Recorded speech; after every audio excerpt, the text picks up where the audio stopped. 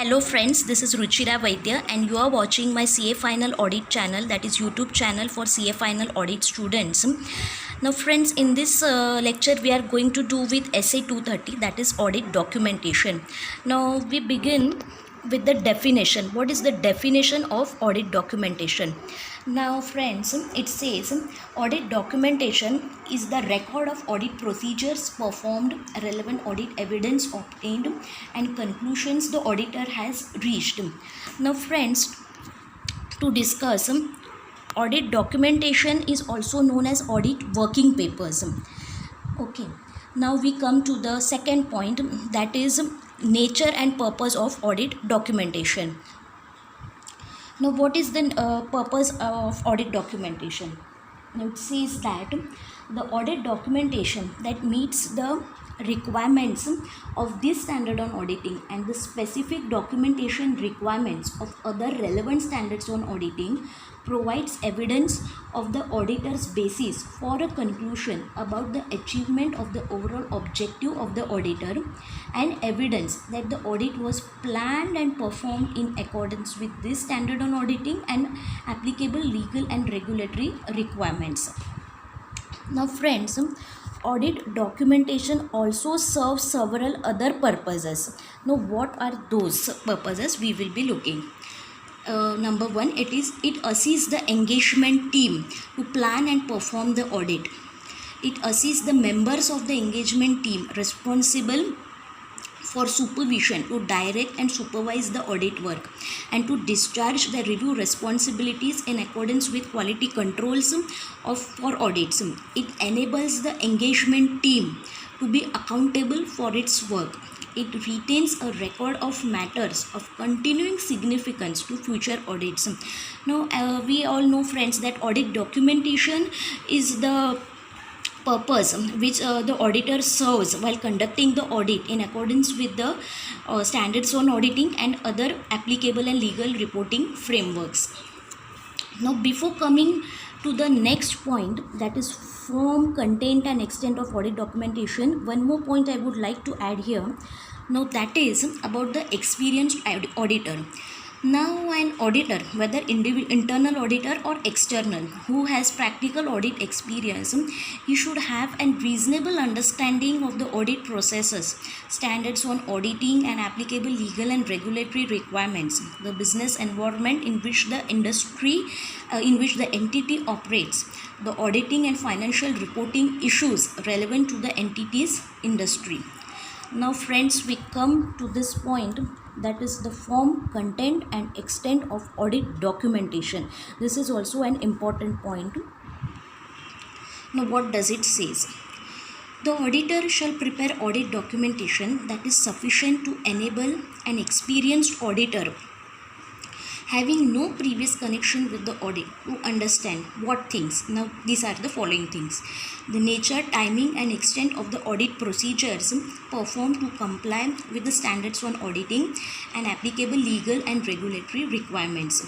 In documenting the nature, timing and extent of audit procedures performed, the auditor shall observe these following things. Now what are they? The identifying characteristics of the specific items or matters tested, who has performed the audit work, the date at which such work was completed, who reviewed the audit work performed and the date and extent of such review. Now in this point we also have some other important matters that an auditor should document. Now like it is the discussions of significant matters with management, those charged with governance and others, including the nature of the significant matters discussed and when and with whom the discussions took place. If the auditor has identified information that is inconsistent with the auditor's final conclusion regarding a significant matter, the auditor shall document how the auditor addressed the inconsistency. Now this is an important point friends. Whenever there is any discrepancy the auditor comes across and he has to address those things with the management. If it is not solved by the management, then he may address it to those charged with governance. Now, in exceptional circumstances, if the auditor judges it necessary to depart from the relevant requirement in a standard on auditing, the auditor shall document how the alternative audit procedures he had performed achieved the aim of that requirement. Now, this was about the form, content and extent.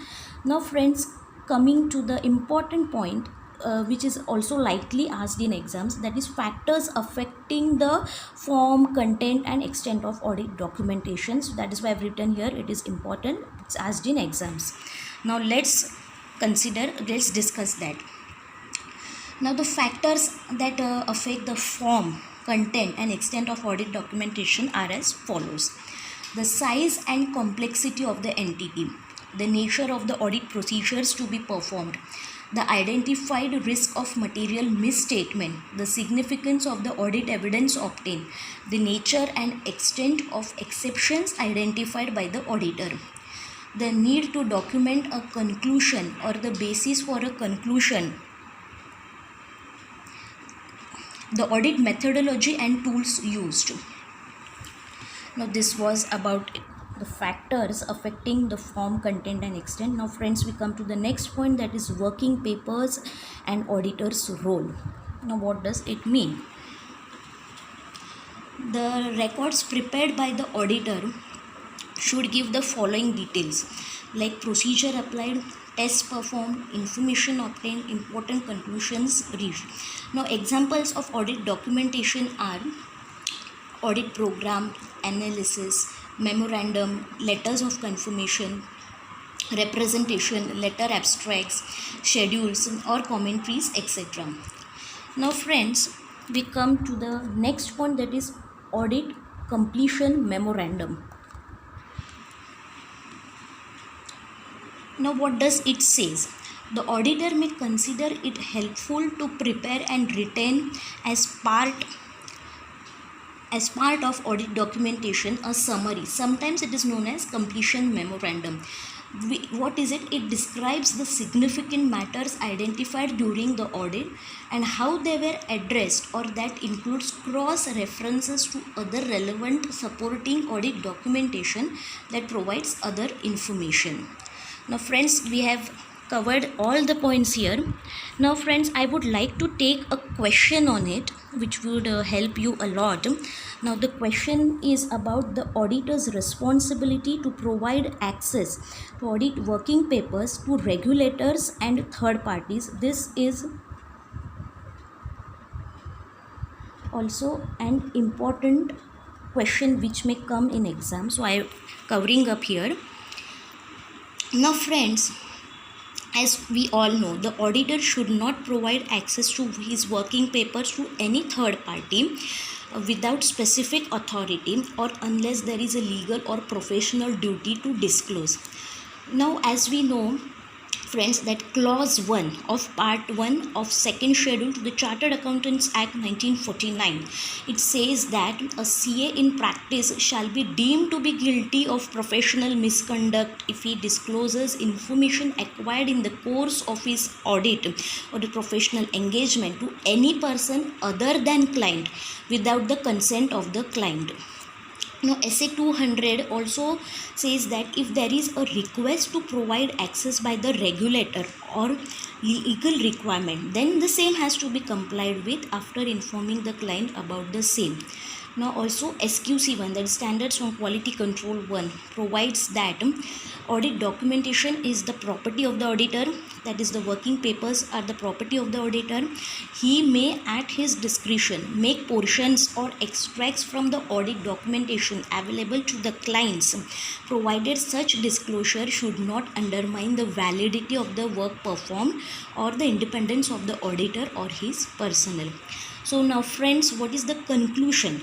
The conclusion is that it is auditor's responsibility to provide access to his audit working papers to the regulators, while it is auditor's discretion to make portions or extracts of the audit working papers available to the third parties. It is not compulsion, but the auditor may at his discretion make portion of parts of the audit working papers available to the third parties. But for regulators, it is auditor's responsibility to provide access to his audit working papers.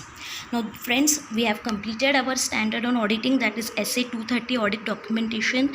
I hope you find this video somewhat helpful for you, and please friends, if you like this video, please give a thumbs up, and please do subscribe my channel. Okay friends, have a good day, have a good night, bye, take care.